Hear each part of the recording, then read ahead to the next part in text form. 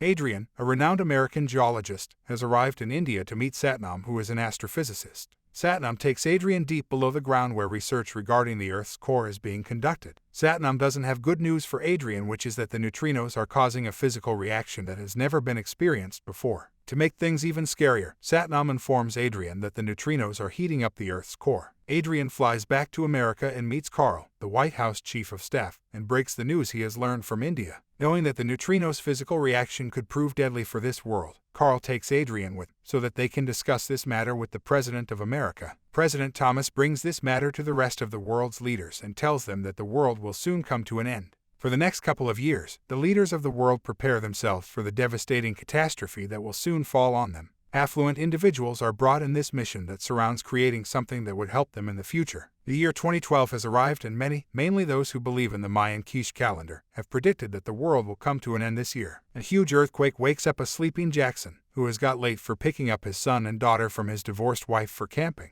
Jackson is a struggling science fiction writer and is currently working as a chauffeur for a wealthy family. Huge cracks have appeared across the city, which is an indication of something even more drastic that is about to come. Adrian tells Carl and the president that the schedule he prepared, which they were following, can't be followed as the disaster might arrive much sooner than later. Jackson and his kids arrive at the camping site, only to find out that their usual camping site has now been turned into a restricted area. The area is occupied by researchers and military personnel. Adrian arrives and meets Jackson. Adrian is happy to know that Jackson is the man behind the book he has been reading as of late. Even though Jackson's book hasn't been a major success, Adrian still appreciates it.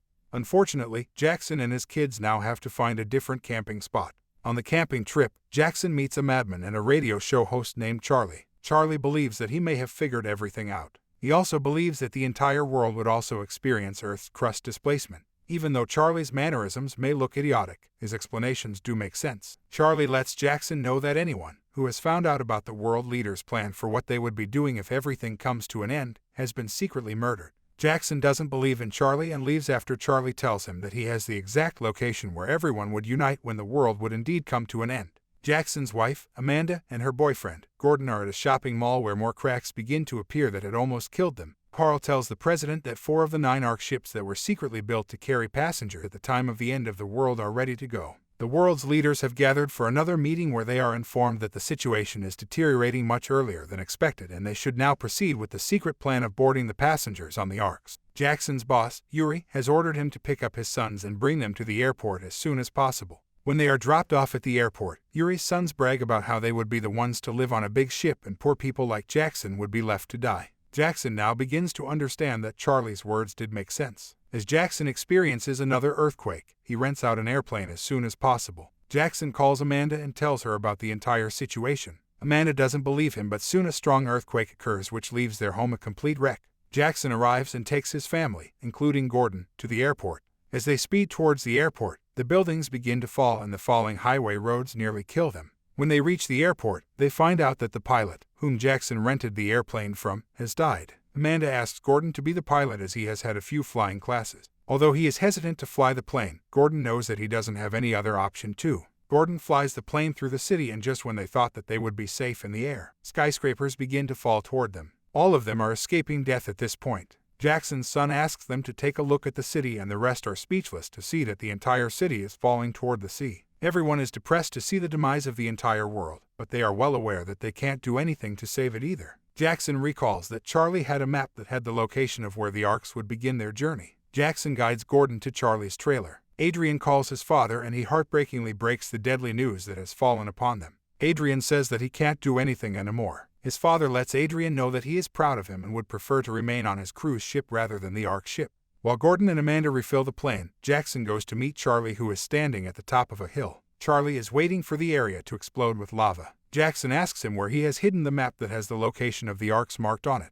Charlie tells Jackson where the map is and refuses to go with him as he wants to witness the area explode and the world coming to an end. Gordon begins to take off the plane and Jackson almost dies while falling down into the exploding Earth's pit. Fortunately, Jackson comes out alive and the entire family leaves the area quickly. Jackson begins to locate where the Arks are stationed and how they would reach there. Jackson says that the entire family would need a much bigger plane to reach the location where the Arks are docked. Adrian argues with Carl about how not everyone would be able to make it to the Ark and most of humanity would perish as only the wealthy individuals would travel on the Ark. Carl claims that the Ark would not be able to carry every single one, and there isn't much time to argue on this issue. Thomas tells Adrian that he won't be going to the Ark with the rest as he wishes to remain with the helpless people of his country. Thomas tells Adrian that the Ark needs more scientists like Adrian rather than politicians like him. Jackson and his family arrive at the airport, where they find countless people, including Yuri and his family, stranded. President Thomas talks to his daughter, Laura, and he wishes his daughter to be on the Ark and not to worry about her father. President Thomas also addresses his nation, confirming that the end of the world is near. Jackson pleads to Yuri to take his family along with him. Yuri's pilot says that he needs a co-pilot to fly the plane. Gordon ends up being the other pilot, and both families escape the airport amidst further destruction and catastrophe. Meanwhile, in the Himalayas, Nima, whose brother was taken to work on the Ark project, is worried about the end of the world. Yuri tells Jackson that seats on the Arks were sold to rich people as a way to finance the buildings of the Arks. Upon asking the price of the seats, Yuri says that he paid a whopping 1 billion euros for one seat, an amount not everyone could afford. The entire family is trying to reach China soon, as that's the country where the Arks are located. Adrian and Laura bond with each other during this horrible time. Soon, a big tsunami hits the cruise on which Adrian's father is present. The tsunami, later on, hits Washington, D.C., killing the president and hundreds of other individuals. The family reaches the Himalayas and they find out that their plane has run out of fuel and they would have to land soon. As it can be hard for the plane to land on the glacier, Yuri suggests that everyone should leave in a car that is stored in the hold. Just when the plane is near the ground, the entire family leaves the plane in the car, but Yuri's pilot had to sacrifice his life for others. Soon, the Chinese Air Force arrives and Yuri leaves with his sons as they have bought the seats of the Ark. Jackson and his family are left behind, but they find a car nearby and Jackson yells at them as if they could be of any help. Adrian, Laura, and other influential individuals arrive and they witness how everyone is having trouble getting boarded into the Arks. Satnam calls Adrian and tells him that he and his family was never picked up for the Ark and that tsunami is about to hit India. A devastated Adrian has now witnessed the death of his friend as well. Nima has picked up Jackson and his family and he takes them where the Arks are stationed.